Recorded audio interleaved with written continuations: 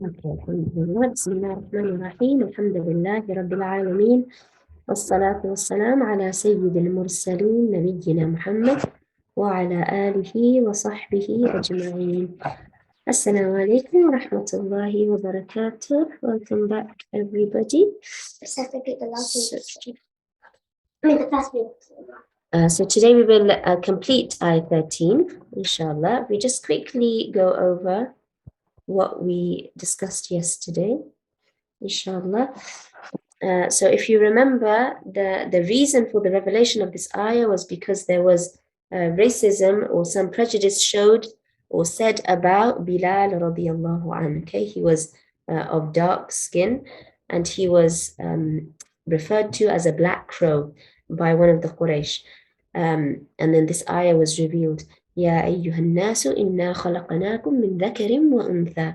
That Allah told us all that we all have the same origin. Okay, we have all been created from one man and one woman, Adam and Hawa. So we all have the same origin. Therefore, there should be no, I'm better than you. I'm more noble than you. I have a better race. I'm from a better race than you. We all come from the same origin. And then Allah said, وَجَعَلْنَاكُمْ شُعُوبًا وَقَبَائِلَ لِتَعَارَفُوا. So we all live in our communities, okay, with our backgrounds. We speak our languages. We have our cultures in order that we recognize one another, لِتَعَارَفُوا. So that we recognize one another, not so that we have prejudices or pride or arrogance or haughtiness or any of these things, when we have that interaction with each other. So nobility is not based on tribe or race or color or culture. Rather, Allah tells us what nobility is based on. Okay, if we look at the next part of the ayah, Allah said, Inna akramakum. Okay, indeed, akrama comes from Kareem. Okay, you will know Kareem. You will see the Quran being Al-Quran Al-Kareem. Okay, it comes from noble, the most honored. And the akrama, okay, this hamza here tells us that it is the most honored. Okay, it's like superlative, where you're saying something is better or the best. Okay, akramakum. So indeed, the most noble. Akramakum, the most noble of you. Okay, of you all. Spell all. The most noble of you all, indallahi, with Allah, is who? Atqakum. Okay, and we have seen ittaqa, yattaqi, wattaqullah, have taqwa of Allah. So this is atqa is the same in that it is the superlative. Okay, so it is the one with the most taqwa. So the most noble, I forgot to write here, the most noble of you all, indallah, with Allah, in the sight of Allah, atqakum, is the most righteous, or the one with the most taqwa. Okay, the most pious of you, because again we have the kum here. If we just go through this first, and then we will go through the next little bit. So the most noble of us, or the noblest of us before Allah, are those who have the most taqwa. Okay, which means those who are the most obedient, and who those who most keep away from sin. Not those who have the best lineage, or those who have the most relatives, or those who have the best skin color. No, these are not the ones who are seen as the most noble in the sight of Allah. It is the ones who have, who try their hardest, who strive to be obedient to Allah, and who strive to stay away from disobedience to Allah. So the more taqwa that you have, and we have talked a lot about taqwa in this surah. SubhanAllah, it's come up many times now. And if we have time, I'd like to at the end go through some of the some of the benefits of taqwa, because we talk about it a lot, but to see what it is that Allah reserves for these people who have taqwa. So the most taqwa you have, the more honor that you will have from the one who is from Allah, who is Al-Alim, and He is Khabir. Inna Allah, indeed Allah is Alim, okay, which means He is all-knowing. We will go through that in more detail, inshallah. He is all-knowing, and He is Khabir, He is all-aware. So He is the knower. He is the one who knows everything about our outside and our inside. Okay. Al-Alim is usually to do with, if you see Al-Alim by itself, okay, it is to do with ilm, okay, the knowledge of Allah, the all-encompassing knowledge of Allah, where nothing is hidden from Him. Everything that is apparent and hidden, the future, the past, the present, the things that are possible, the things that are impossible, the seen, the unseen, all of that, Allah is the most knowledgeable about those. He's all-knowing about all of those things. Okay, when we see Al-Alim coupled with Khabir, okay, then Al-Alim is more general compared to Al-Khabir. Okay, so with Al-Khabir, it will be more specific in meaning. It is still to do with Allah's knowledge, but it is more specific in meaning in that He is all aware of the hidden things, the small things, the hidden things within your heart. He is aware of things deep inside, under not just the surface, but deep inside under the surface, the hidden, the secret, the unseen things.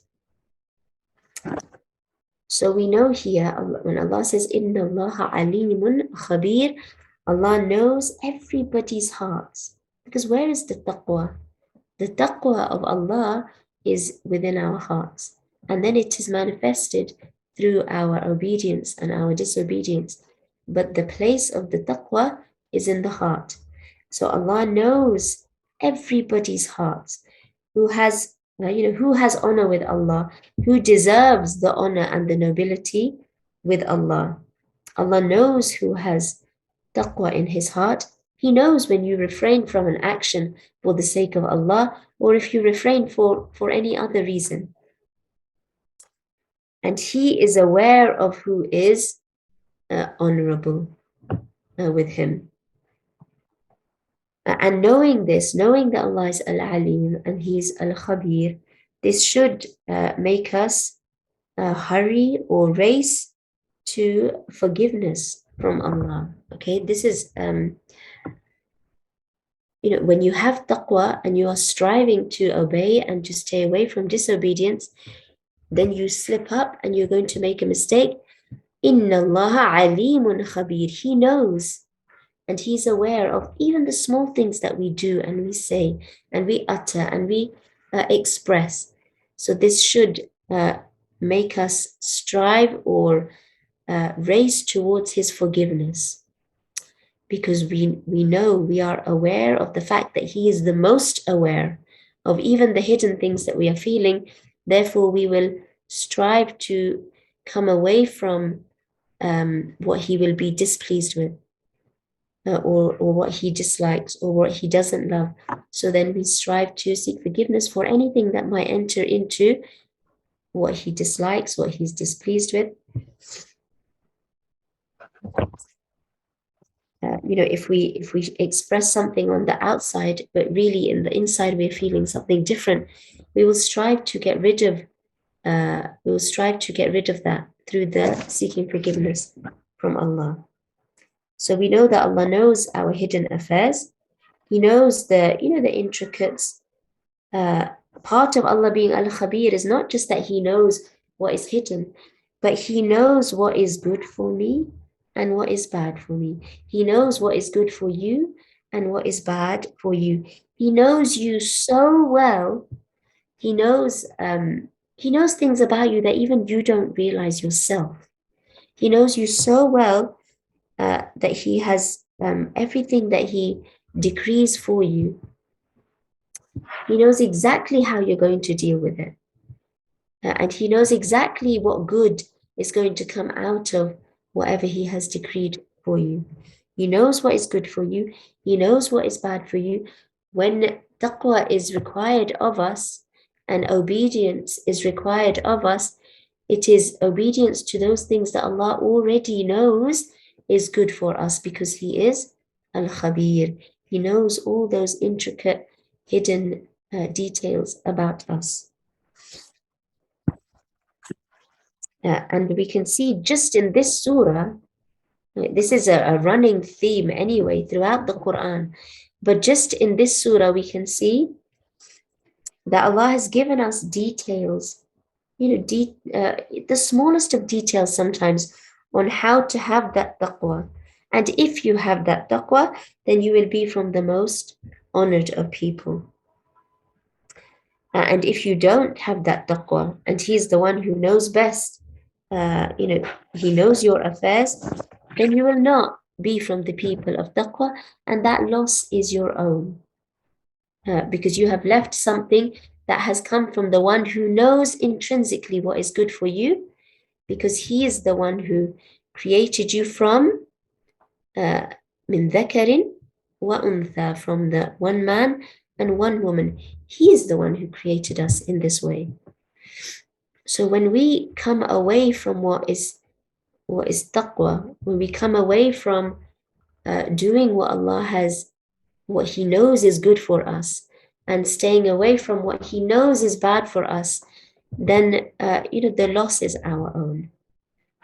Yes, we lose that position of being noble with Allah, but we also, we lose all the good that He has put within the Sharia that is for ourselves and our families and our communities and for the brotherhood and for the strength of the believers.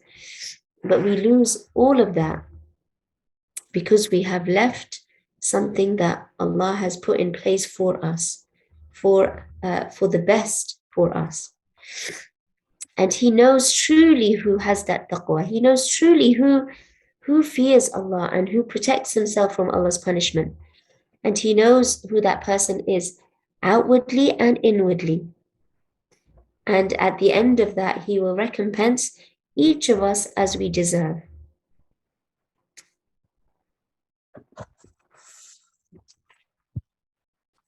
So Allah knows the apparent, which is our nation, our tribes, what everybody else can see, which country you're from, which family you belong to, your lineage, your skin color, your physical features, because we know that with each culture or with each race, they have similar features. But He knows also what is hidden. Okay, so He knows the apparent and He knows what is hidden, what is not apparent, what is hidden in the heart. He knows if you are proud of your family and your lineage and your tribe. He knows how much taqwa you have in your heart, and accordingly, He decides if you are from the most noble. Inna akramakum indallah. So this should make us first focus on our heart. And we talked earlier about the purification of our hearts. So this should direct us or guide us to focus on our hearts, fix the inside. If there are things going on that that shouldn't be there, if there is envy, or there is jealousy, or there is a feeling of discontentment, or if there are doubts, or if there are if you just find it difficult to sustain worshipping Allah, or you struggle to be firm upon your salah, know that there are things inside that need fixing. Okay, it needs to be fixed on the inside, and then it will show on the outside. And one of the best ways that you can fix the inside is by studying the tafsir of the Quran, by studying the Quran, reciting the Quran. This is one of the best ways. And there's an ayah in the Quran, and I can't remember it now. But if I paraphrase, it is that when for the believers, when the ayat are revealed, when they recite the ayat of the Quran, it increases them in iman. And this is from the barakah of the Quran, is that it will help rid your heart of any diseases, any sicknesses, and it will increase you in taqwa, and it will increase you in iman.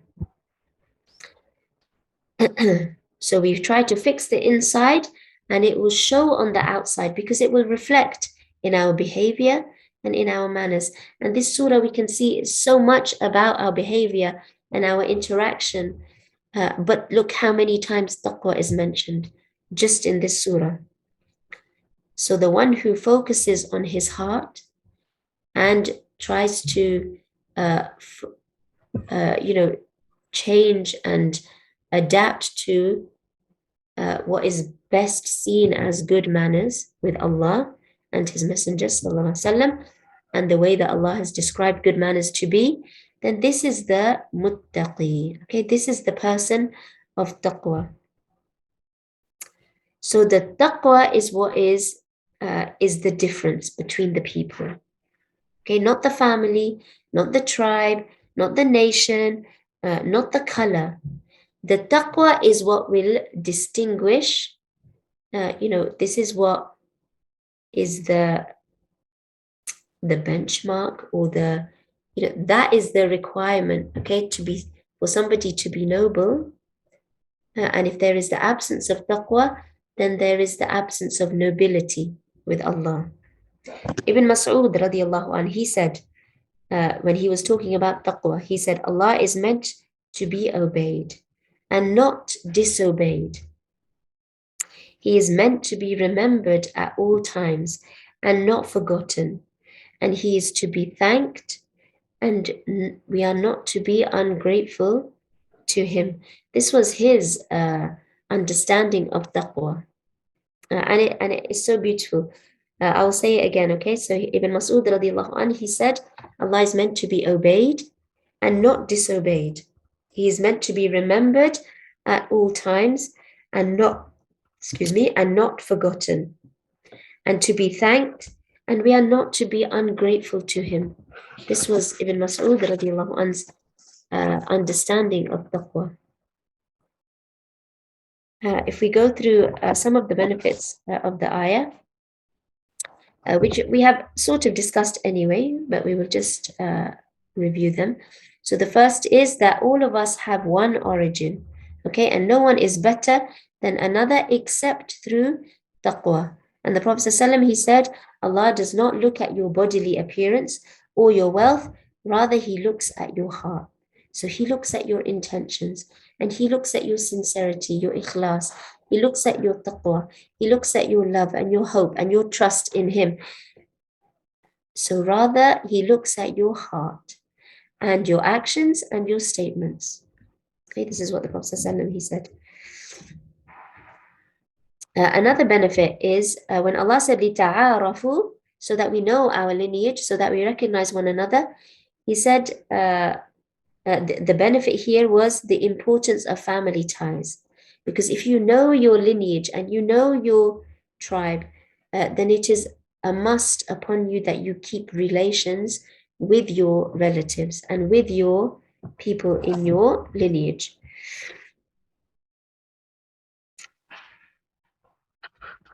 Ibn Taymiyyah, he mentioned, okay, that there is nothing in the Quran that tells us that Allah loves anything more than taqwa. Okay, in the Quran, it is constantly mentioned that what Allah loves most is the taqwa in our hearts, which is manifested on our tongue and our limbs. And this is over and over and over again in the Quran. Okay, that Allah gives honor to those who have taqwa. And we can see that Allah chose, who did Allah choose to give the adhan? He didn't choose the one with the best lineage, or somebody from his own family, no, or from his closest companions. He didn't do that. He chose Bilal radiallahu anhu to give the adhan. And when the Prophet ﷺ was taken on the Isra wal Mi'raj, when he went up into the heavens, and when he came back, he said to Bilal that he heard the footsteps of Bilal in Jannah. Subhanallah. So this shows us that Bilal was and is from the Ahlul Jannah. So then he was from a person of taqwa. And the Prophet ﷺ knew that. And he chose Bilal to give the adhan. He chose Bilal to have this special station within the religion. And everybody knows Bilal radiallahu anh. And he did not have the best lineage or come from the best or the well-known tribes. He was a slave, subhanAllah. But he was the one who was chosen, and he was the one who was given that station. And ultimately, that station is given to him by Allah. Why? Because of his taqwa of Allah and his iman and his firmness in the religion. And the fifth benefit, or the fourth benefit, is that we should never judge a person. Okay, because when we saw, I think it was in the previous ayah, that you don't know who might be better in the sight of Allah, or who might be better on the Day of Judgment. Because the taqwa is something that is in the heart. And it is the taqwa that makes you the most noble with Allah. So it is not for us to judge anybody, because it could be that they are better in the sight of Allah than us. It could be that they have a better result on Yawm al-Qiyamah than us. So we don't judge them, and we don't mistreat them, and we don't oppress them, because it could be that they are better than us. We don't have the right to do that. Now we have a few minutes, and I would like to, I have very few minutes, okay. So I will not go through the ayat in detail, but Shaykh Uthaymeen, he has a book called The Benefits of Taqwa. And actually the PDF version is available online, and it is a very small but a very beautiful book. And Ustad Arif Allah, he actually did, I think last year, he did quite a long series, but on the benefits of taqwa. And it is an explanation of that book. And it's very detailed, but it is, there are a lot of benefit to those lectures. And I have not, obviously we don't have time to do that here, but I have just got a short list of some of the benefits that Shaykh Uthaymeen mentions in the dunya, and some of the benefits of taqwa that he mentions in the akhirah. And I mean, I have the ayat here, but we don't have time for that. But I will give you a reference, and maybe you can look it up if you have time. Okay, so the first benefit that he mentions in the dunya is that general affairs become easy. For the one who has taqwa, general affairs become easy. And this is in Surah Al-Talaq, ayah number 4. Another benefit of taqwa is that it protects from the harm of the shaitan. And this is in Surah Al-A'raf, 201. Another benefit is that the people of taqwa, they don't fear the plots. And the plots of the disbelievers will not harm them. And this is Al Imran, ayah 120. Another benefit of taqwa is that there will be a lack of enmity and grievances between the believers. And it will be taqwa that will be the cause of this. And that is in Surah Al-Ma'idah in the second ayah. A forgiveness of sins for the muttaqun. And I don't have a specific ayah for this because this is running throughout the Quran. Okay, forgiveness of sins for the people who have taqwa. It is a way of attaining Allah's love. Inna Allah yuhibbul muttaqeen. This is also mentioned many times in the Quran. Okay, it is a way of attaining the love of Allah. The people of taqwa, they will be guided. And this is right in the beginning of Surah Al-Baqarah, in the first 2 or 3 ayat of Surah Al-Baqarah. This is just a few, okay, of the benefits of this one. The list is longer in the book, but we are limited with time. I will mention to you now some of the benefits of taqwa in the akhirah. Okay, so the first one that I have here is that you become noble in the sight of Allah, and we can see this here. Inna akramakum indallahi atqakum. Okay, that you become noble in the sight of Allah. The second is that you will be successful in the akhirah. You will be successful. The muttaqun, the people of taqwa, are the ones who will be successful in the akhirah. Those who strive to do good and to stay away from what is bad. Those who strive to do what is going to get them good results in the akhirah, and not what is going to bring them fear and chaos and anxiety and sadness in the akhirah. And this is in Surah Nur, ayah 52. The people of taqwa, they will be saved from the punishment of Allah. And this is in Surah Al-Layl, ayah 17. The people of taqwa, their good deeds will be accepted by Allah. And this is in Surah Al-Ma'idah, ayah 27. The people of taqwa are the ones who will inherit Al-Firdaus. They will inherit Jannah. Okay, this will be something that will become their, this will become something that is theirs. And this is in Surah Maryam, ayah 63. And in Ali Imran, Allah mentions that Jannah is prepared for those who have taqwa. And we know that Jannah and Jahannam, they already exist. And they have been prepared for specific people. And Jannah has been prepared for those people of taqwa. And Allah mentioned this in Ali Imran, ayah 133. There are the different rivers that are described in the akhirah, in Jannah, the river of milk and the river of water, the milk that will never go off, the river of honey, subhanAllah, the river of wine that will not create someone, it will not cause someone to become, intoxicated in a negative way. And these rivers are prepared for the people of taqwa. And this is in in Surah 47, I don't remember the name of the surah, and ayah 15. And this is what Allah has made easy for us to go through today. I do highly recommend that series.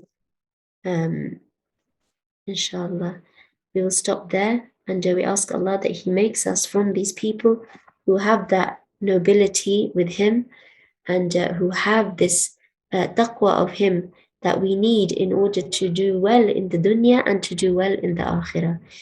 And we ask Allah to bless us with this, to guide us towards this, and to help us to strive towards pleasing Him and staying away from what is displeasing to Him. سبحانك اللهم وبحمدك أشهد أن لا إله إلا أنت أستغفرك وأتوب إليك.